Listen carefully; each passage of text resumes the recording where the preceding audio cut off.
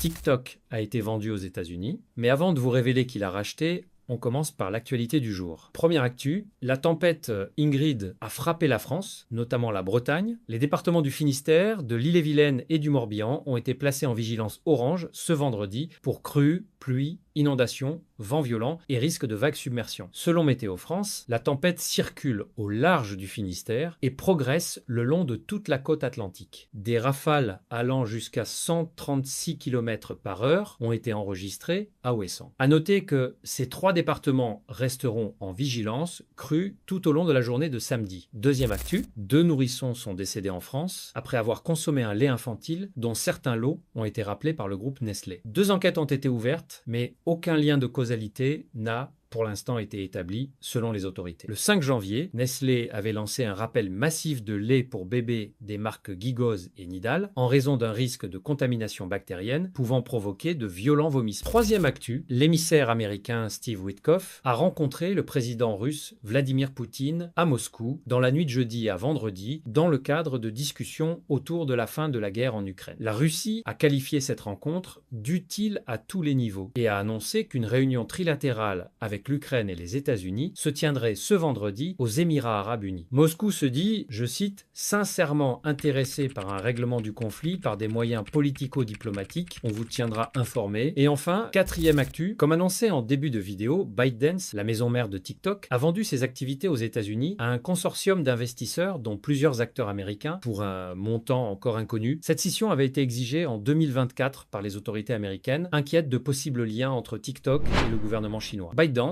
conserve 19,9% du capital ainsi que le contrôle de l'algorithme, tandis que Oracle, l'un des investisseurs, sera chargé de la gestion des données des 200 millions d'utilisateurs américains. Pour l'instant, on ne sait pas encore ce que cela va changer concrètement pour les utilisateurs, mais Oracle promet un programme de protection des données conforme à la loi américaine.